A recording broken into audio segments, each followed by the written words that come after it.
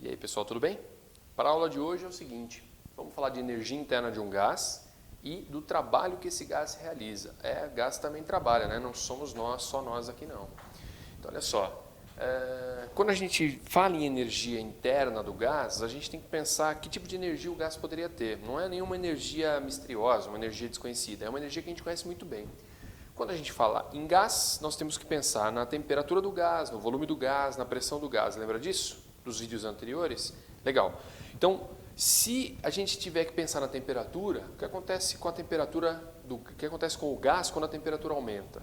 As moléculas do gás aumentam a sua agitação, ficam mais agitadas, não é isso?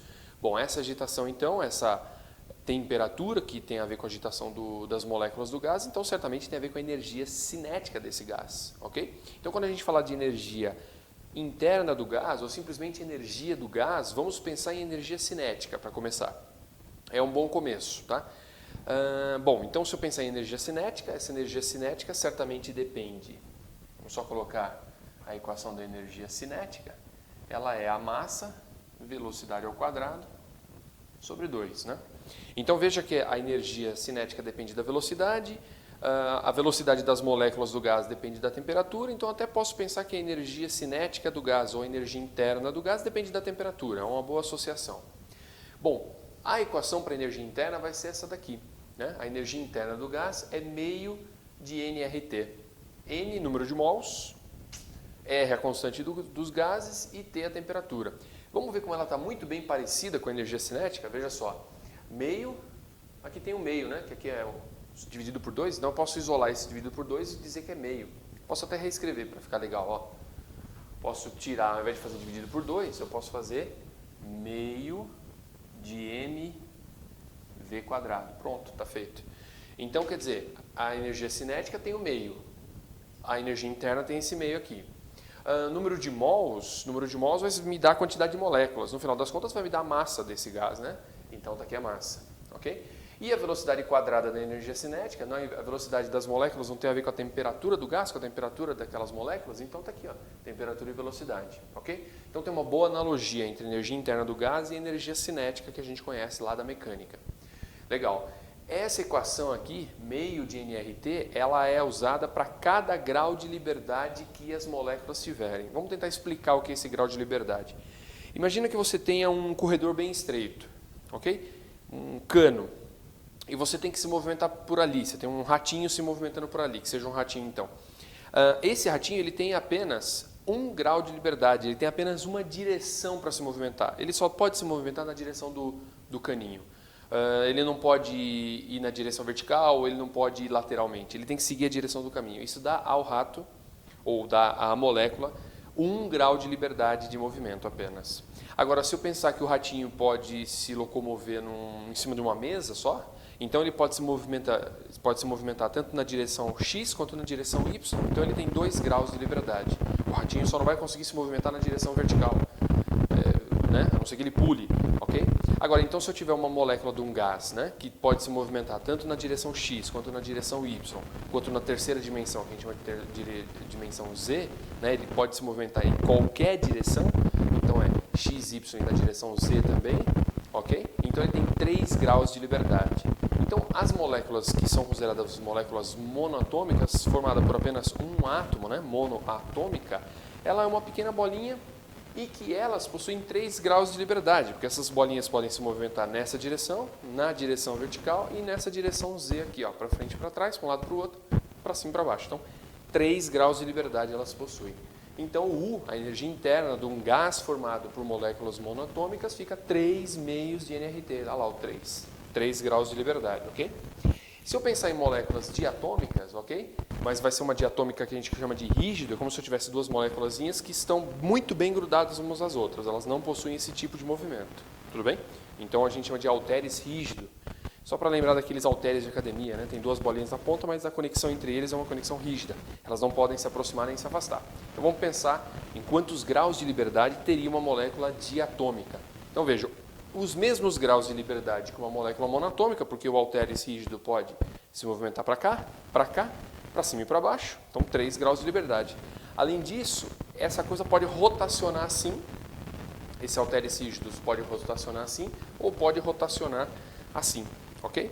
Essa rotação nesse sentido é uma rotação que dificilmente acontece, mesmo que aconteça uma rotação que exige pouca energia. Então nem ele não entra na conta essa energia nesse sentido de movimento. Então uma molécula diatômica possui 5 graus de liberdade, 3 espaciais e 2 graus de energia rotacional. Tudo bem?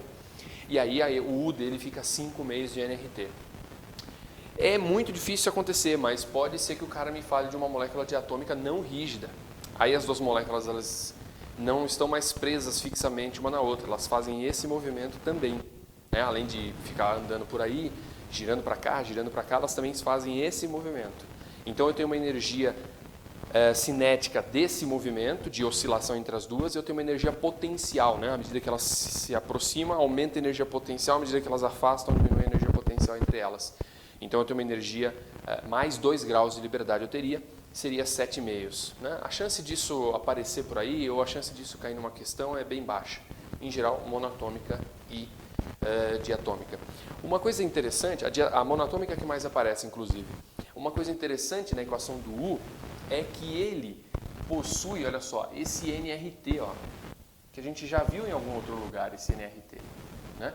Então, para uma molécula monatômica, eu poderia escrever que o U é 3,5 e o nRT era aquela equação geral dos gases, ó, era essa daqui, ó, PV igual a nRT. Então, eu posso escrever no lugar de nRT, posso colocar o PV. Né? E aí, essa equação ela vai ser bem útil, viu? Ela vai ser bem interessante na hora que a gente falar de máquinas térmicas, ela vai ajudar bastante. Então, a energia interna do gás também pode ser escrito como 3,5 de PV. Claro, para monatômica, para diatômica ficaria 5,5 de PV. Ok? Tudo bem? Legal, então encerramos o assunto de energia interna, vamos falar agora de trabalho do gás. O gás realiza um trabalho sim, tá? Porque à medida que ele é aquecido, que a temperatura aumenta e que ele exerce mais pressão sobre as paredes do recipiente, ele consegue empurrar as paredes do recipiente. Se ele empurrar essa parede, ele exerceu uma força e essa força provocou um deslocamento. Está aí a definição de trabalho, força provocando o deslocamento.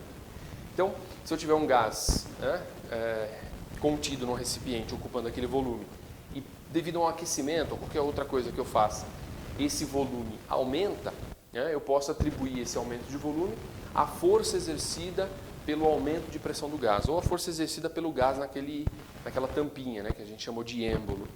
Bom, essa equação para o trabalho do gás vai ser calculada desse jeito. O trabalho do gás é a pressão vezes a variação de volume. Só tem um detalhezinho, que essa equação ela é válida apenas se a pressão for constante.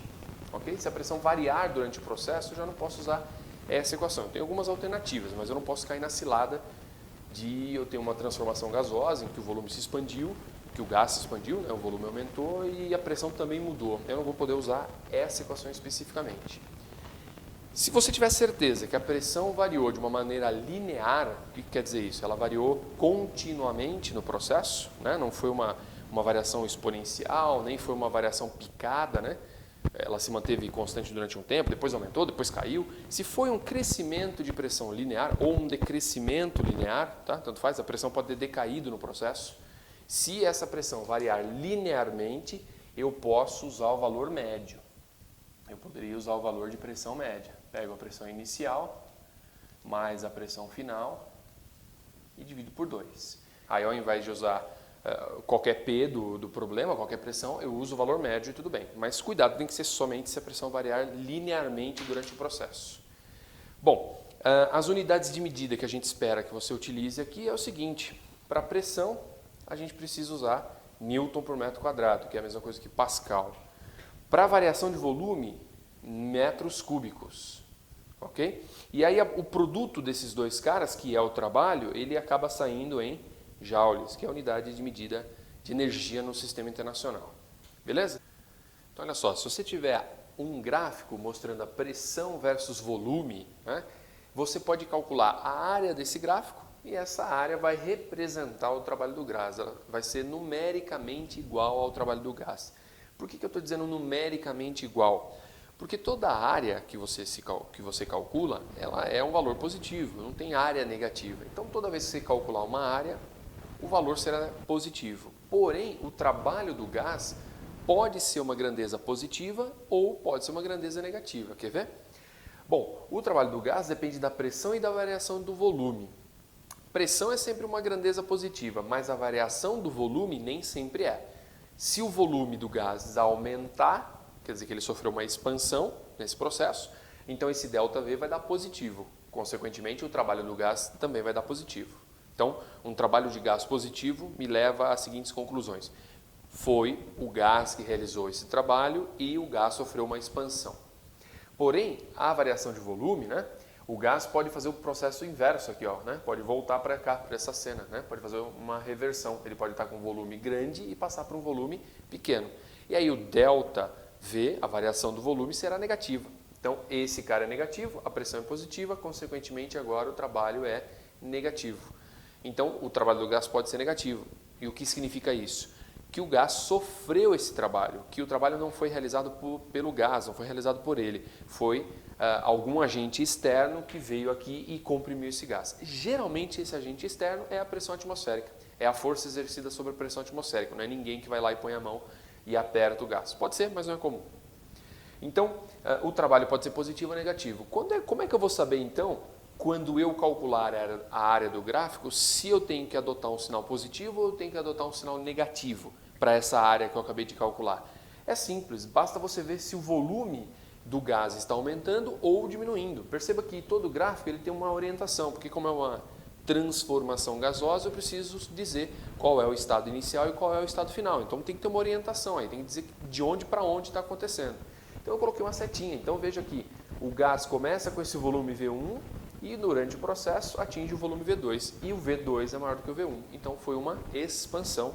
Quando eu calcular essa área vai ser um trabalho positivo. Tá certo? Então a gente fica para a próxima aula. É uma aula que a gente vai treinar alguns exercícios para poder começar mais um outro tema que seria a primeira lei da termodinâmica e na sequência máquinas térmicas. Tá ok? Grande abraço, até mais.